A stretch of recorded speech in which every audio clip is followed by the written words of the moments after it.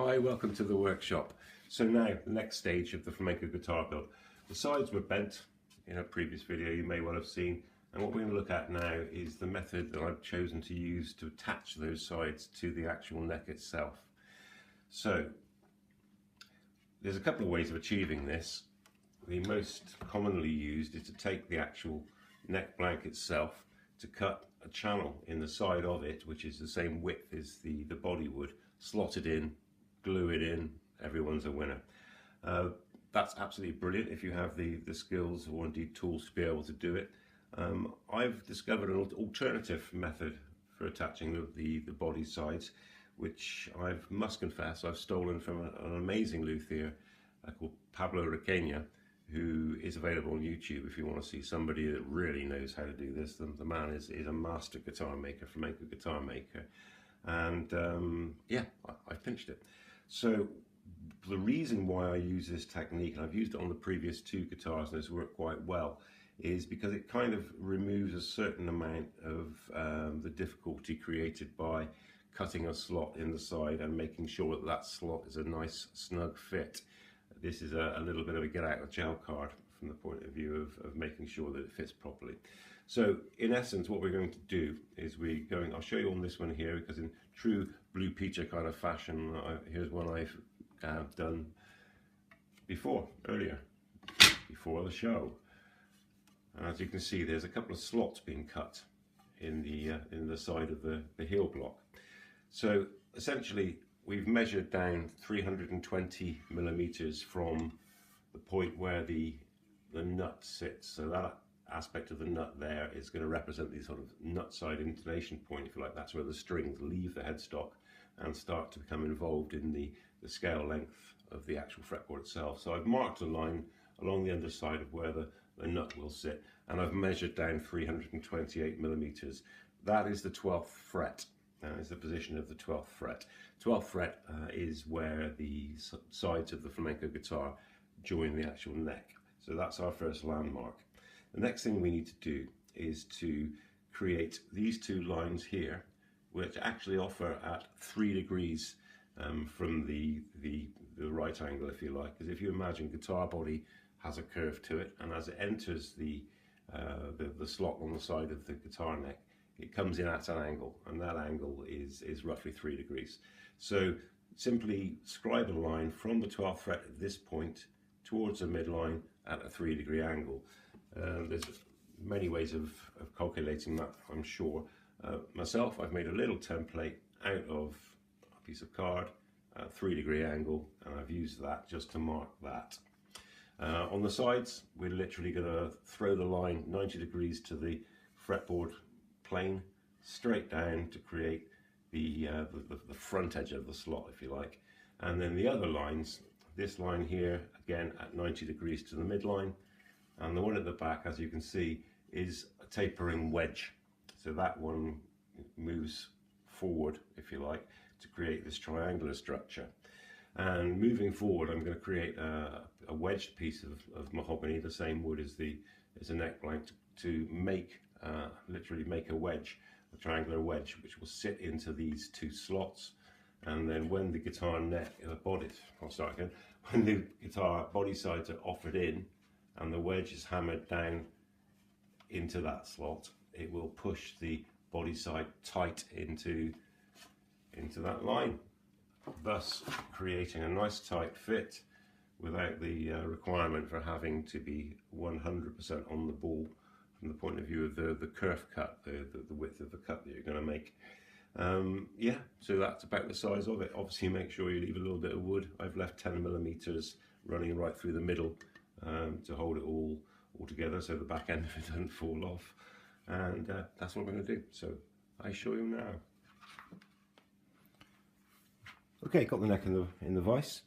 Hopefully you can see the angle there, 3-degree angle, and I've hatched in the waste wood. Always good practice. Do it. Otherwise, at some point you will fail and swear at yourself and the wood. So what I've done, marked it out as I described on the previous piece of footage, and I've just scored all of the lines that I'm going to cut with a scalpel just to give myself a fighting chance to make sure that the saw doesn't jump about too much and give me something a bit more positive to work with. Right then, let's make a start. So how are we gonna cut this 3-degree angle and make sure that it transfers all the way through to the back side, maintaining that angle as we cut? Well, there's a technique, again, thank you Pablo, that will help us to do that, or indeed ensure that we do that. Firstly, quite importantly, is to have the correct tool for this job. If you haven't got one and you're serious about making classical stroke flamenco guitars, you will definitely need, or you should try and get hold of, one of these Japanese style pull saws. It's called pull saw for the reason that it cuts on the pull stroke, so it cuts when you pull on it, as opposed to the good old-fashioned standard saw which saws and cuts as you push forward. This gives you much better control over the blade in the blade direction.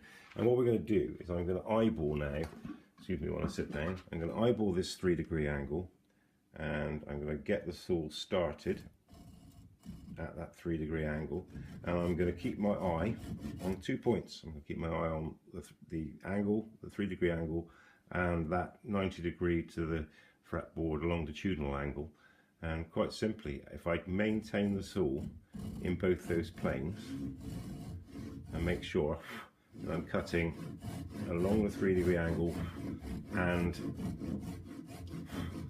along the top angle, then it should, provided both those 2 points are maintained, cut through all the way to the back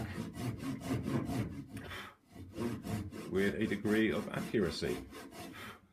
Famous last words, so here we go.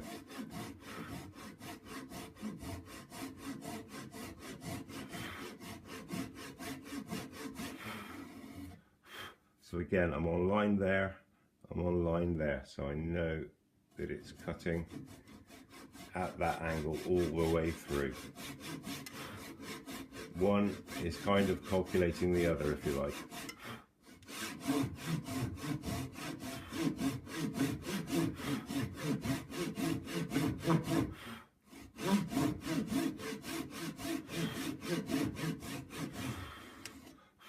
So I don't know if you can see what I'm doing there, but I'm literally keeping that 3-degree angle. Let's get it back in the slot.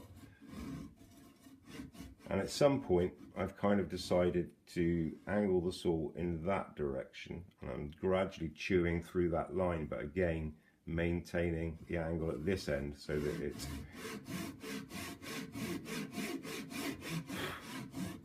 following, and gradually you can start bringing it down. Keep an eye on your hatching. You don't want to go through.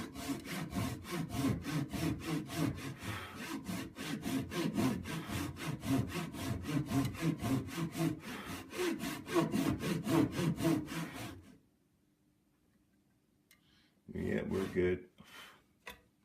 Very good for another couple of mil.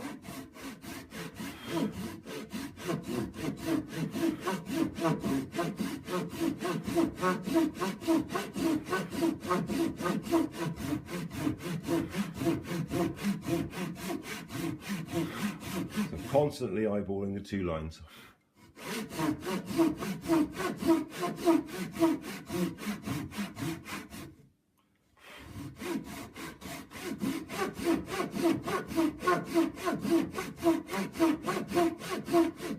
Right, I'm getting to the point now where I'm pretty much at the line in the middle there where the hatching stops and the piece that I want to leave behind comes into play. So now all I do is I get the saw back in the slot. Ole, come on, here we go. And I'm just moving the front of the blade forward, again maintaining the line down here at the same angle, and we should be keeping it true. Obviously I can just have a little look at the back and make sure that it all is well.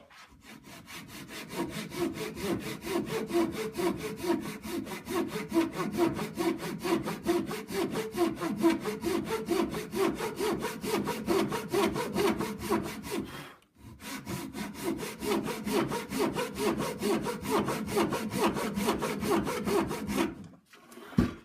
And now I'm just making sure that that angle remains, and that I can kind of feel that I must be getting pretty close to the line now, because the blade is starting to become perfectly horizontal.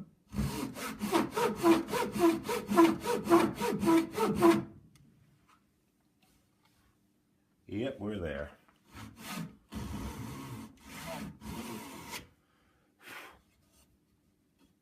Brilliant. I won't bore you with the second one because that's just a completely flat 90-degree all the way up and down cut. So we'll make that, and then I'll show you the next step. Right then, so that's the two cuts made. And now we just get old-fashioned about it and chip it out.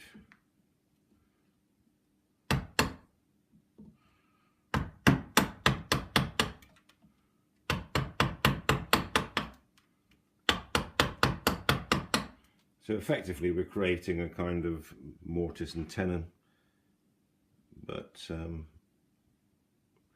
triangular one. The demarcating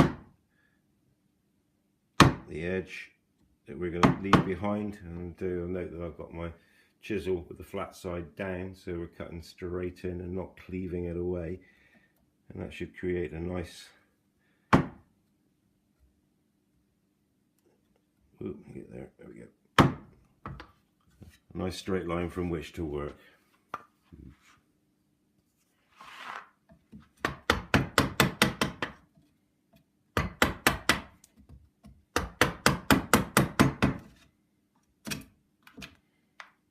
You start getting a bit closer to the bottom. What I tend to do is to look at the cuts that I've made, and that should obviously give you a good guide to whether you're deep enough or not. And effectively, when the cuts disappear in the bottom of the channel that you're cutting, you know you're to depth, and then you just a matter of cleaning it up a little bit more carefully.